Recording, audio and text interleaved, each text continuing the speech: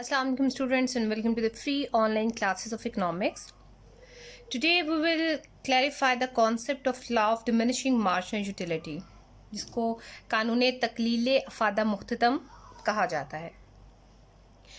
Utility means the power of a commodity which satisfies the human want. ठीक है, किसी भी चीज़ की वो क्वालिटी, वो खूबी जो किसी भी किस्म की ह्यूमन वांट को सेटिस्फाई करती है, that power of that product is called its utility. For example, आपने एक एप्पल खाया और उस एप्पल के खाने से आपको जो सेटिस्फेक्शन, आपकी जो भूख की जो वांट थी, उसकी सेटिस्फेक्शन हुई 10 यूनिट्स के बराबर according to cardinal approach.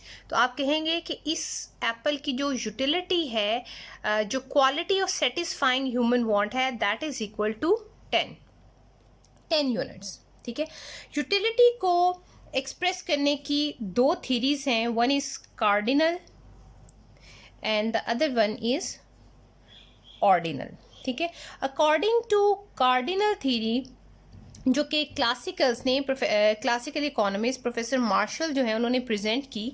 According to that concept of cardinal utility, जो किसी भी चीज़ की यूटिलिटी है that could be measured in units. ठीक है, यानी utility which is represented by U, ठीक है, इज़ मेजर्ड और can be measured in terms of units.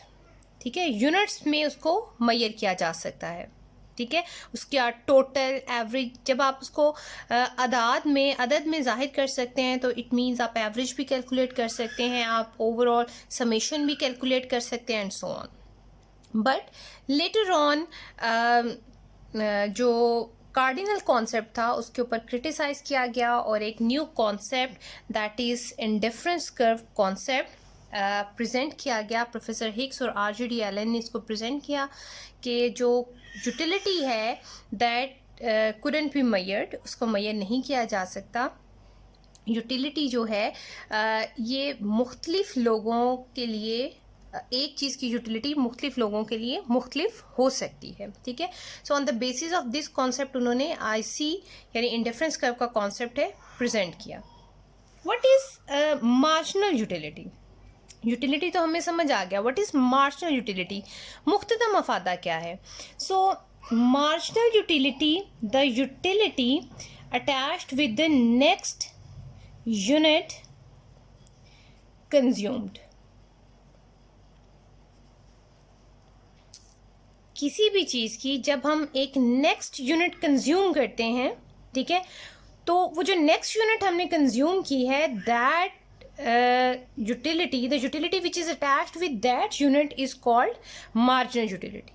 ठीक है, या ये कहें change in total utility. TU stands for total utility.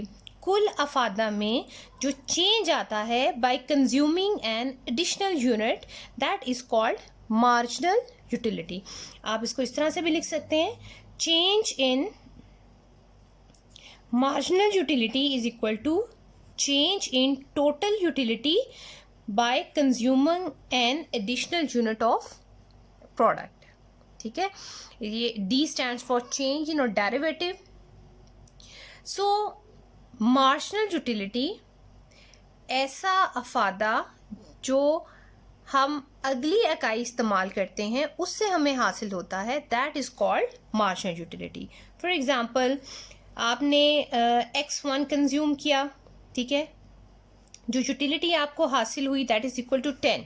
ठीक है, जब आपने एक सेकेंड यूनिट कंज्यूम की तो अब जो यूटिलिटी है जो आप गेन करेंगे इस चीज़ की कंजम्पशन से, that will be equal to 8 suppose. ठीक है, वो इससे कम भी हो सकती है. तो according to first definition 8 will be the marginal utility. ठीक है, क्योंकि आपने 1 यूनिट कंज्यूम की, 1 से जब आप नेक्स्ट यूनिट कंज्यूम कर रहे हैं तो इससे जो यूटिलिटी हासिल हुई दैट इज़ 8. तो 8 इज़ द मार्जिनल यूटिलिटी. ठीक है, इसी तरह से जब आप थर्ड यूनिट यूज़ करेंगे तो अगर उससे हासिल होने वाली मार्जिनल यूटिलिटी 6 के बराबर है तो now that is marginal utility. ठीक है, यानी जैसे जैसे आप अगली यूनिट्स इस्तेमाल करते जाएंगे, उन यूनिट्स से आपको जो मार्जिनल जो यूटिलिटी हासिल होती जाएगी, that is called marginal utility. अगर हम चेंज इन टोटल यूटिलिटी का कॉन्सेप्ट देखें यहाँ पे, तो व्हेन वी कंज्यूम 2 यूनिट्स, ठीक है, तो टोटल यूटिलिटी आ गई हमारे पास 10 plus 8, that is equal, total utility is equal to 10 plus 8, that is equal to 18। ठीक है, तो फर्स्ट टोटल यूटिलिटी कितनी थी, that is equal to 10। Total utility अब कितनी है, 18। When you get change in total utility, that will be equal to 18 minus 10, that is equal to 8, and you have the same answer. ठीक है, so that is the concept of marginal utility. अब देखते हैं कि what is the concept presented in the law of diminishing marginal utility। कानूने तकलीले अफादा मुख्तदम, diminishing means तकलील यानी decreasing function है। Marginal utility consumption जैसे जैसे आप बढ़ाते हैं चीज़ों की तो वो डिक्रीज हो रही होती है। अब इस लॉ में वो किस तरह से एक्सप्लेन करता है इसको, कहते हैं along with the successive and continuous use of any commodity the marginal utility gained from that consumption decreases or diminishes। ठीक है, इसको पहले राइट करते हैं डेफिनेशन को, then we will explain। that is along with successive and continuous consumption or use of a commodity,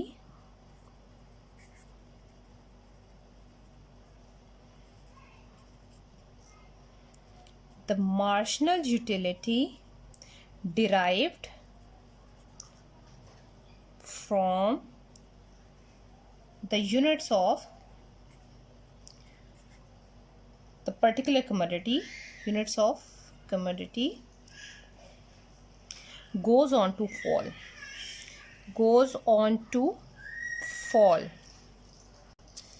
So along with successive and continuous, ठीक है, ये दो बहुत इंपॉर्टेंट चीज़ें हैं। Successive means more, increase in consumption. ठीक है, यानी आपने एक यूनिट कंज्यूम की, उसके बाद नेक्स्ट यूनिट्स आप कंज्यूम करते चले जाएं। दूसरा continuous, there shouldn't be any gap between the consumption of unit 1 and unit 2। ठीक है, अगर वो कॉन्टिन्यूस नहीं होगा तो ये लॉ जो है ये होल्ड नहीं करेगा। ठीक है, so the use should be continuous. So अगर ये दोनों कंडीशंस हैं कि आप सक्सेसिव यूज कर रहे हैं और कॉन्टिन्यूस यूज कर रहे हैं, then the marginal utility derived from the units of commodity goes on to fall, यानी मार्जिनल यूटिलिटी जो है वो फॉल करती जाएगी। एक सिंपल सी एग्जांपल लेते हैं। For example we are consuming the product like Lay's. ठीक है, अब आपको आप स्टूडेंट हैं, आप कॉलेज में स्टूडेंट हैं, लंच ब्रेक हुई, ठीक है, आप रिफ्रेशमेंट के लिए आपको भूख लगी हुई है because you have attended 2 or 3 lectures earlier. तो इस कंडीशन में यू आर हंग्री, आपको भूख लगी है और आपने लेज जो हैं वो परचेज किए फर्स्ट यूनिट। ठीक है, क्योंकि आपको बहुत ज़्यादा भूख लगी हुई थी, so it may be happen कि जो आपको यूटिलिटी हासिल हुई लेस से, it will be equal to 20, क्योंकि आपकी वांट की जो डिज़ायर थी, आपकी जो शिद्दत थी आपकी वांट की, वो बहुत ज़्यादा थी, आपको बहुत ज़्यादा भूख लग रही थी। सो फर्स्ट यूनिट कंज्यूम करने से you get 20 units of utility. अगर आप कॉन्टिन्यूसली बगैर गैप दिए सेकेंड यूनिट कंज्यूम करते हैं, तो क्योंकि अब आप एक यूनिट कंज्यूम कर चुके हैं, आपकी वांट किसी हद तक सेटिस्फाई हो चुकी है। ठीक है, तो इस कंडीशन में जो यूटिलिटी गेन होगी, it could be 18, it could be 16, it could be 19, कोई भी वैल्यू हो सकती है but lesser than 20।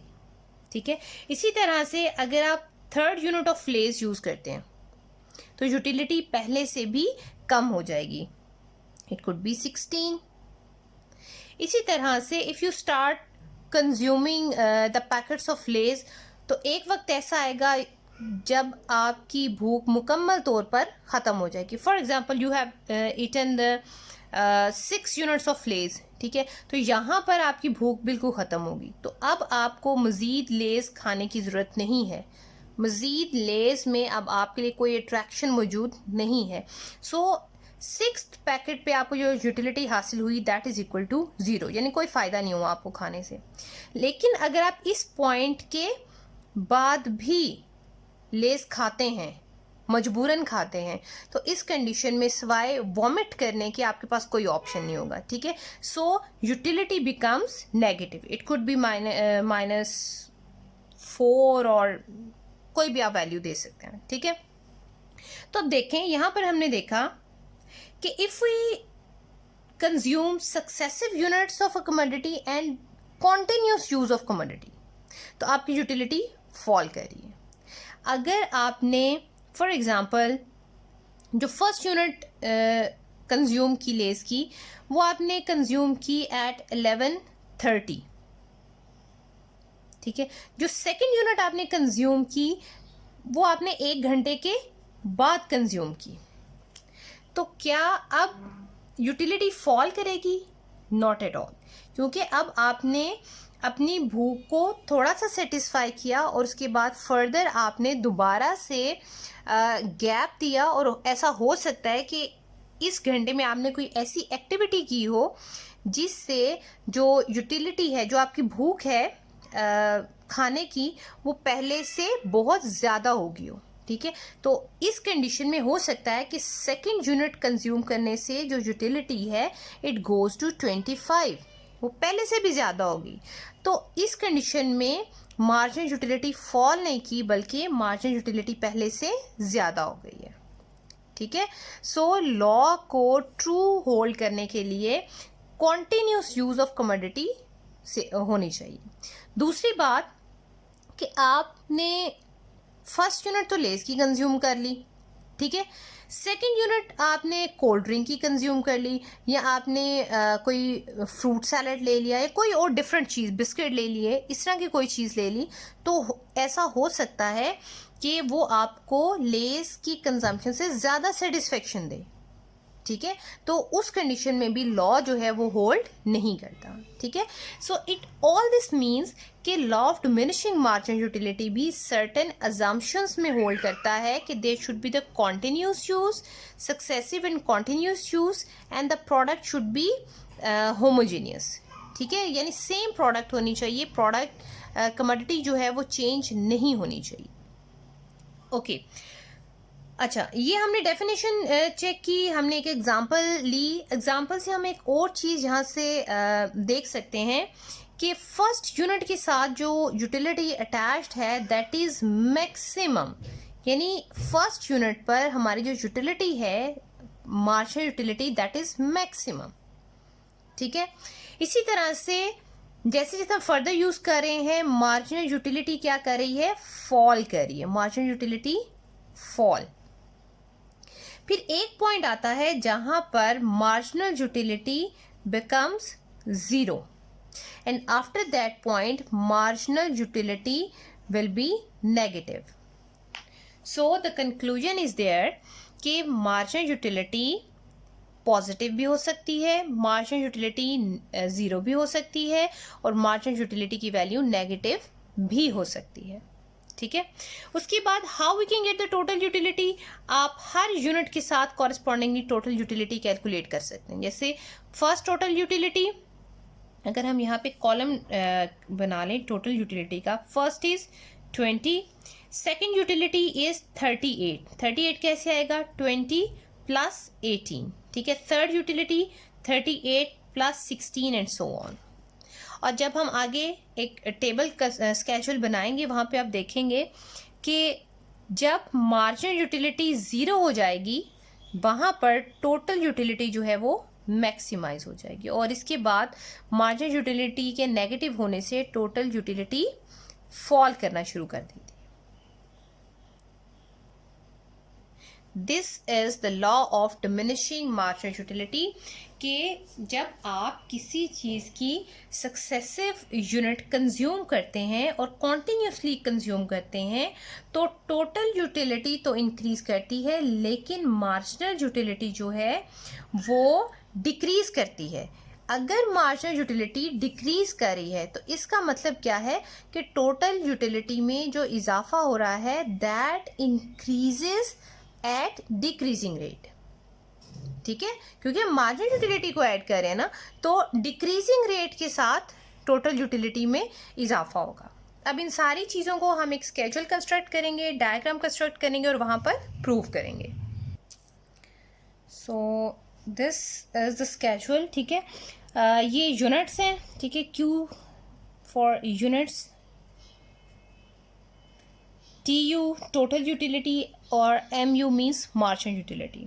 Suppose that कि जब कंज्यूमर ने फर्स्ट यूनिट कंज्यूम की तो उसको जो मार्जिनल यूटिलिटी हासिल हुई दैट इज इक्वल टू 10।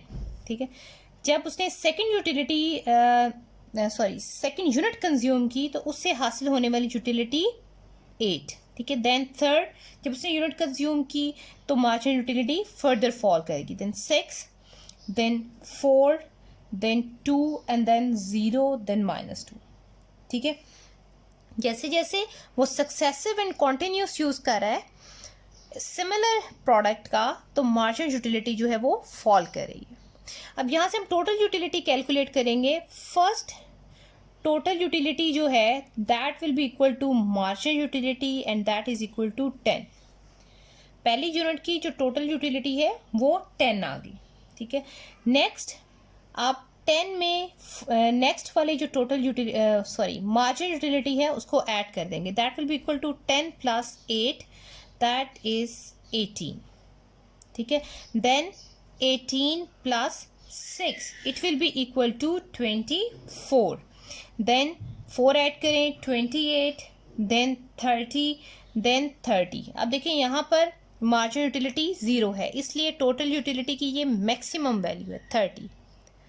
उसके बाद -2 है, नेगेटिव मार्जिनल यूटिलिटी है, then it will be again equal to 28। So यहाँ पर what we get is in the start marginal utility is equal to total utility and marginal utility is maximum. ठीक है, then जैसे जैसे वो units को consume कर रहा है मार्जिनल यूटिलिटी फॉल कर रही है। जब मार्जिनल यूटिलिटी फॉल कर रही है तो टोटल यूटिलिटी क्या है? Total utility increases eight decreasing rate, ठीक है। देखिए टोटल यूटिलिटी में इजाफा हुआ, पहले 8 का इजाफा हुआ, फिर 6 का इजाफा हुआ, फिर 4 का इजाफा हुआ, फिर 2 का इजाफा हुआ। यानी जैसे जैसे टोटल यूटिलिटी में इजाफा हो रहा है हर यूनिट में होने वाला इजाफा पहले से कम है, यानी टोटल यूटिलिटी में इजाफा गिरती हुई शरह के साथ हो रहा है, डिक्रीजिंग रेट के साथ हो रहा है। उसके बाद एट यूनिट 6 यहाँ पर मार्जिनल यूटिलिटी जो है दैट इज इक्वल टू 0। जब मार्जिनल यूटिलिटी 0 है और इसके कॉरेस्पॉन्डिंग टोटल यूटिलिटी जो है that is equal to maximum, ठीक है। और जब मार्जिनल यूटिलिटी नेगेटिव हो गई इसका मतलब है इसके साथ टोटल यूटिलिटी जो है इट स्टार्ट फॉलिंग, ठीक है, टोटल यूटिलिटी फॉल कर रही है। So these are the things which explains the law of diminishing marginal utility, ठीक है। Law of diminishing marginal utility की यही स्टेटमेंट थी कि जब आप सिमिलर प्रोडक्ट की सक्सेसिव यूनिट्स को कॉन्टिन्यूसली कंज्यूम करेंगे तो उससे मार्जिनल यूटिलिटी में कमी आती जाएगी, ठीक है। एक पॉइंट ऐसा आएगा जब वो 0 हो जाएगी और उसके बाद नेगेटिव हो जाएगा, ठीक है। That is marginal law of diminishing marginal utility. अब इसको डायग्रामेटिकली देखते हैं। अच्छा, अब इसमें आप दोनों कर्व्स को, टोटल यूटिलिटी और मार्जिनल यूटिलिटी के कर्व को एक ही पैनल में भी कंस्ट्रक्ट कर सकते हैं, ठीक है। लेकिन मैं इनको अलग अलग कंस्ट्रक्ट करूंगी ताकि आपके लिए अंडरस्टैंड करना जो है वो आसान हो। सो 4 का गैप आप ले सकते हैं और वट एवर आप 2 का लेना चाहें, 5 का, लेकिन वो गैप जो है अक्रॉस द एक्सिस इक्वल होना चाहिए। सो हमने अपने स्केड्यूल में 7 यूनिट्स ली थी। यूनिट्स हम एक्स एक्सिस पर लेंगे और टोटल यूटिलिटी और मार्जिनल यूटिलिटी जो है वो वाई एक्सिस पर लेंगे। So we take units 1 2 3 4 5 6 and 7। इसकी कॉरस्पॉन्डिंगली 1 2 3 4 5 6 एंड 7 ये हमारे यूनिट्स आ गई। ठीक है, मार्जिनल यूटिलिटी की वैल्यू 2 4 6 8 और 10। ठीक है, ये मार्जिनल यूटिलिटी आ गई। यहाँ पर आप टोटल यूटिलिटी को कर लें, that is 4 8 12 16 20 24 28 and 32 and so on. ठीक है, अब हम प्लॉट करेंगे टोटल यूटिलिटी के कर्व को। So total utility first unit की कंजम्पशन पर total utility is equal to 10। ठीक है, तो 8 और 12 के दरमियान 10 की वैल्यू लाई करेगी यहाँ पर। ठीक है, सो हम इसको प्लॉट करते हैं, दैट इज पॉइंट ए। ठीक है, जब सेकंड यूनिट हमने कंज्यूम की तो टोटल यूटिलिटी होगी हमारे पास 18, तो ये 16 और 20 के दरमियान 18। ठीक है, दैट इज बी पॉइंट। इसी तरह से जब थर्ड यूनिट कंज्यूम की गई देन टोटल यूटिलिटी बिकम्स 24।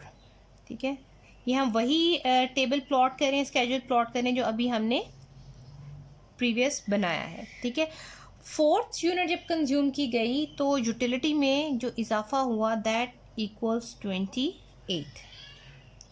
ठीक है, 28 एंड देन फिफ्थ और सिक्स यूनिट पर इट इज़ 30। ये 28 और 30 के दरमियान दैट इज़ 30। 6 पर भी it is 30 and then it is equal to 28। Seventh unit पे जो था that is 28। So C D E F and G, these are the points. ठीक है, इनको आप कंबाइन कर लें तो आपके पास एक कर्व हासिल होगा, that curve is called total utility curve. ठीक है, अब मार्जिनल यूटिलिटी को प्लॉट करते हैं तो फर्स्ट यूनिट पर जो मार्जिनल यूटिलिटी थी that is maximum at 10, second unit पे that is equal to 8, third पे that is equal to 6, then 4, then 2, then 0 and then -2। ठीक है, ये हमने प्लॉट कर लिया, इसको नीचे कर लें, दैट इज -2। अब इन पॉइंट्स को जब आप कंबाइन करेंगे तो जो कर्व आपके पास हासिल होगा that is marginal utility curve, that is marginal utility curve. Okay, अब देखते हैं कि क्या जो रिलेशन बताए लॉ ऑफ मार्जिनल यूटिलिटी ने, डिमिनिशिंग मार्जिनल यूटिलिटी ने, वो एग्जिस्ट करते हैं। सो देखें, at point A and A dash total utility और मार्जिनल यूटिलिटी जो है वो बराबर है। ठीक है, at point B dash marginal utility पहले से कम है जबकि टोटल यूटिलिटी में इजाफा हो रहा है। इसी तरह से पॉइंट सी डैश और सी को देखें कि मार्जिनल यूटिलिटी फॉल कर रही है जबकि टोटल यूटिलिटी डिक्रीजिंग रेट के साथ इंक्रीज कर रही है। ठीक है, अगर आप इसकी स्लोप बनाना चाहते हैं, स्लोप ऑफ यूटिलिटी फंक्शन है, utility is a function of Q, तो अगर हम इसकी स्लोप लें that will be equal to perpendicular over base. ठीक है, तो यहाँ पर आप देखें that is base and that is perpendicular, that is base and that is perpendicular, that is base and that is perpendicular। तो अब देखें कि जैसे जैसे हम सक्सेसिव यूनिट यूज कर रहे हैं, ठीक है, जो हाइट ऑफ परपेंडिकुलर है, ठीक है, जो इंक्रीज को शो कर रही है, ठीक है, वो क्या कर रही है, फॉल कर रही है। ठीक है, तो मार्जिनल यूटिलिटी जो है वो फॉल कर रही है जिसकी वजह से टोटल यूटिलिटी जो है वो डिक्रीजिंग रेट के साथ इंक्रीज कर रही है। That is change in Q, quantity में आने वाला change, and that is change in total utility. और चेंज इन टोटल यूटिलिटी क्या है, मार्जिनल यूटिलिटी। अब देखिए जहां पर मार्जिनल यूटिलिटी 0 हो गई है, marginal utility equal to 0 6th unit पर, तो 6th यूनिट पर देखें कि टोटल यूटिलिटी जो है, total utility that is equal to its maximum value that is 30। और जैसे ही मार्जिनल यूटिलिटी नेगेटिव हुई एट 0.7, तो 0.7 पर टोटल यूटिलिटी फॉल करने लगी। सो इन द कंक्लूजन, ठीक है, हमने ये देखा कि according to law of diminishing marginal utility, जो मार्जिनल यूटिलिटी है सक्सेसिव यूनिट्स की कंजम्पशन, सक्सेसिव यूनिट्स की कॉन्टिन्यूस कंजम्पशन से वो फॉल करती चली जाती है। सो दैट फॉलिंग ट्रेंड जो है मार्जिनल यूटिलिटी का, उसी वजह से जो हमारे पास मार्जिनल यूटिलिटी कर्व की स्लोप है दैट इज नेगेटिवली स्लोप्ड। ठीक है, so that is law of diminishing marginal utility. ठीक है, इसकी कुछ एग्जाम्पशन है जो हम डिस्कस की हैं इनडायरेक्ट, अब हम उसको डायरेक्टली यहाँ पर राइट कर लेते हैं अजम्पशंस को। ये वो कंडीशन है जिनकी बेसिस पर law of diminishing marginal utility जो है वो ट्रू साबित हो सकता है। First, there the product should be homogeneous and of same type. ठीक है, उसके बाद यानी होमोजीनियस मीन्स सिमिलर प्रोडक्ट्स होने चाहिए। उसके बाद there should be continuous use, लगातार इस्तेमाल होना चाहिए। ठीक है, उसके बाद टेस्ट जो है कंज्यूमर का, taste of consumer should remain same, यानी ऐसा ना हो कि एक दफ़ा उसको सॉल्टेड लेस पसंद है तो अगली जो सेकंड यूनिट वो कंज्यूम करे वो मसाला लेस की यूज़ करे। ठीक है, या कोई और योगर्ट एंड हर्ब कोई भी फ्लेवर वो डिफरेंट चूज़ करे, तो उसका टेस्ट चेंज नहीं होना चाहिए। अगर टेस्ट चेंज हो गया तो इसका मतलब है कि उसका जो मार्जिनल यूटिलिटी है वो डिक्रीज नहीं करेगी। ठीक है, इसी तरह से जो इनकम है that should also remain same. ठीक है, इनकम जो है, income it also remain same, income should remain same। Income में भी इजाफा नहीं होना चाहिए, क्योंकि अगर इनकम में इजाफा होगा तो वो अब पहले से महंगी और अच्छी चीज़ परचेज करेगा, जिससे उसकी यूटिलिटी जो है वो पहले से ज़्यादा हो जाएगी। ठीक है, so these are the assumptions जिसकी प्रेजेंस में law of diminishing marginal utility जो है वो ट्रू होल्ड करता है। अगर इनमें से कोई भी अजम्पशन जो है वो एग्जिस्ट ना करे तो इस कंडीशन में law of diminishing marginal utility hold नहीं करता। ठीक है, so that's all about law of diminishing marginal utility. If you still have any question then please do ask. Thank you so much.